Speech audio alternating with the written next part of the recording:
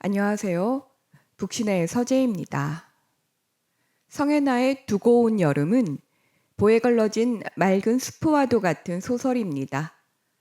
그려진 모든 상황과 문장은 치밀하게 쌓아 올린 골조와도 같고 숱한 가지치기 속에 생겨난 여백은 풍성한 울림을 낳습니다. 느닷없이 가족으로 얽히게 된 재혼 가정을 다룬 이 작품은 어쩌지 못하는 인간 관계 속에 상처를 주고 혹은 받았던 어느 시절 나의 마음을 건드렸습니다. 길지 않은 이 소설은 잡자마자 손에서 놓기 어려울 만큼 뒤가 궁금했지만 그 몰입감은 재미나 스릴이 아닌 두고 온 마음으로 요약되는 시간이 지나서야 선명해지는 어떤 감정들에 맞닿아 있었습니다. 그리고 늦게 도달한 진심에 당혹스러웠음은 우리 모두의 것이 아닐까요?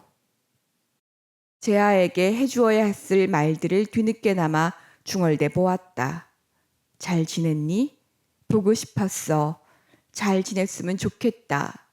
미안해 같은 평범하고도 어려운 말들. 이제와 전송하기에는 늦어버린 무용한 말들을 같은 문장 앞에서 큰 숨 내쉬며 가만 읽었습니다. 이 소설은 버티지 못하고 놓아버린 혹은 도망쳐 나온 사건과 마음을 다룹니다. 아버지의 재혼으로 잠시 형제가 되었다가 다시 남남이 되어버린 기하와 재하는 각자 입장차로 서로를 끝내 이해하지 못한 채 멀어지고 말았습니다. 사진관 외아들로 살아가던 기아는 아버지의 재혼으로 느닷없이 가족을 맡게 됩니다. 곡진한 삶을 살았던 새어머니는 새로 얻은 아들에게 지나치게 잘하려 애썼고 8살이나 어린 재아는 부침성이 좋아 가족으로 쉽게 녹아들었지만 한창 예민한 나이의 기아는 가족도 아닌데 가족인 척하며 사는 게 싫어 튕겨져 나갔습니다. 재하가 기아에게 던진 형, 토마토는 과일이게 채소게? 식물학적으로는 과일인데 법적으로는 채소래. 웃기지? 라는 말은 가족과 가족 밖의 경계를 관통합니다. 혈육은 물론 법적으로도 얽히지 않은 그저 한 집에서 가족의 모양새로 살아갔던 이들에게 서로 시큰둥하다가도 어느 순간 풀어지게 되는 가족 같은 마음을 기대하기는 어려울 것입니다. 비정에는 금세 익숙해졌지만 다정에는 좀채 그럴 수 없었다라는 기아 마음이 보여주듯 기아는 자기 상처로 꼬여 있었습니다. 그리고 사랑받지 못해 극하나 주는 것도 이래 어렵다라고 자조한 새어머니 역시 벅차긴 마찬가지입니다. 사진은 한 시절을 보존하고 기억하지만 동시에 왜곡합니다.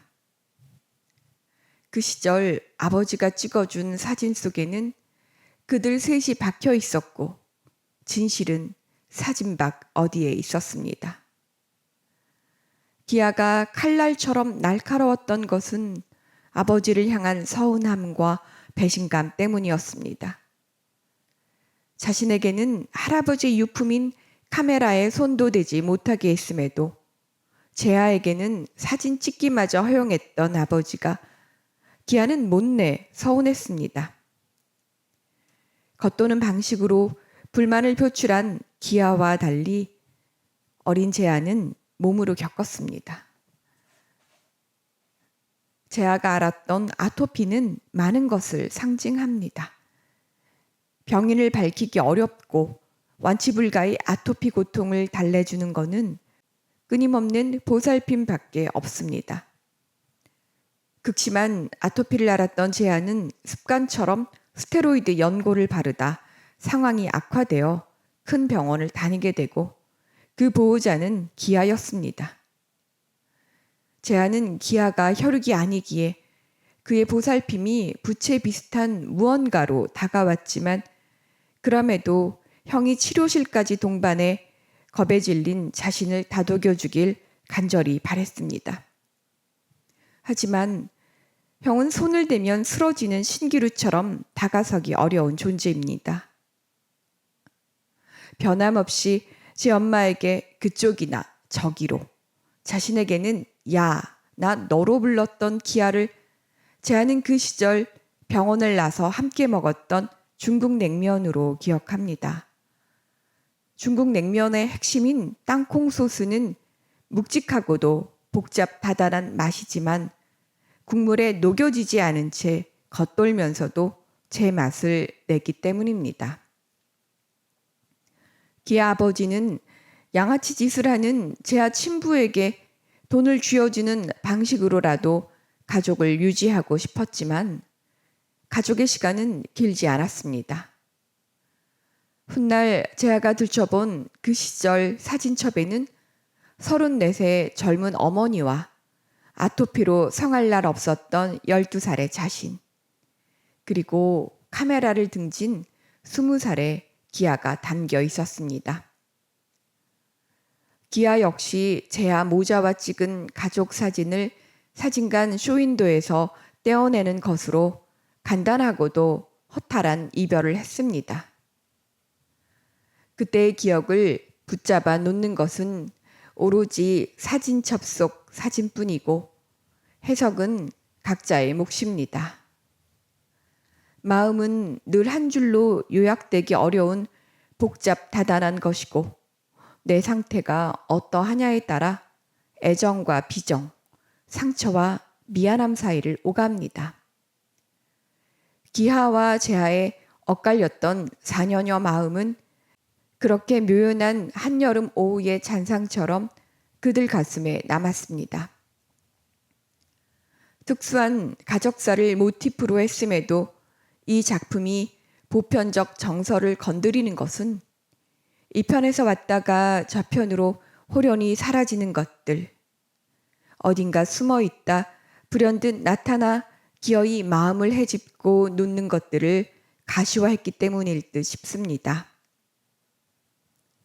시간이 훌쩍 지나 20살이던 기아가 37이 되던 해 여름, 기아는 이들 모자를 구글 스트리뷰 뷰를 통해 우연히 발견하게 됩니다. 이 무렵은 배척과 질투의 감정 대신 그들에게 모질었던 자신에 대한 회한과 부채감만이 자리했을 때였습니다. 헤어진 이들은 대개 두 부류로 나뉘었다. 다신 마주치고 싶지 않은 사람과 한 번쯤은 더 만나도 좋을 사람. 내 삶에서 제하와 제하 어머니는 언제는 전자였다가 언제는 후자가 되곤 했다라는 말은 그 시절을 대하는 기아의 마음을 선명하게 보여줍니다. 기아는 식당을 운영하는 제하를 찾아가 중국 냉면을 먹게 되는데 하필 그날은 가게가 망해 기물을 처분하는 날이었습니다. 그걸로 단박에 제하의 패는 드러나고 말았지만 기아는 퇴사한 회사의 명함을 제하에게 주는 것으로 자기 패를 감춥니다.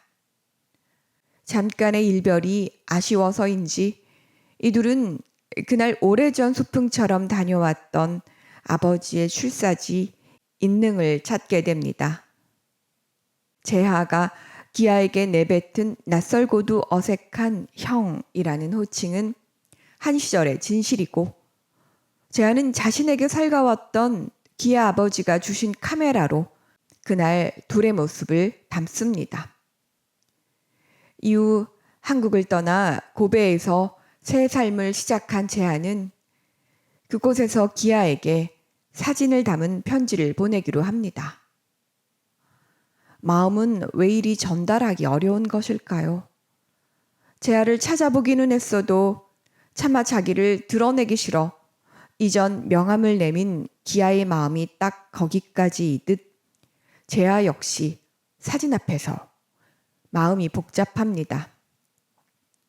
제아는 자신을 속인 기아에게 분노와 실망 대신 그럴 수밖에 없었을 마음을 헤아리며 잠시 함께 살았던 옛 주소로 수치 불가의 편지를 보냅니다. 미처 못다한 말, 닿을 수 없고 건넬 수 없음이야말로 진실이고 그 공백은 타인이 감히 알 수 없습니다. 지나치게 파헤치려 애쓸 때 각자의 감정들은 서로 다른 방향으로 흘러 더 큰 오해와 갈등을 낳습니다. 그 메울 수 없는 공백이 두고 온 마음일 것입니다. 압축과 정갈함 속에 깊은 여운을 남긴 성혜나의 소설 두고 온 여름은 독자를 어느 한 시절로 불러세우는 작품이 아닐까 싶습니다.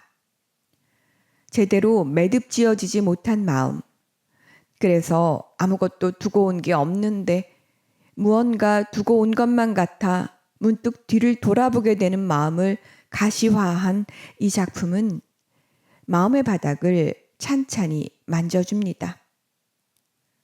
서사의 아름다움이란 이런 것일 터입니다. 감사합니다.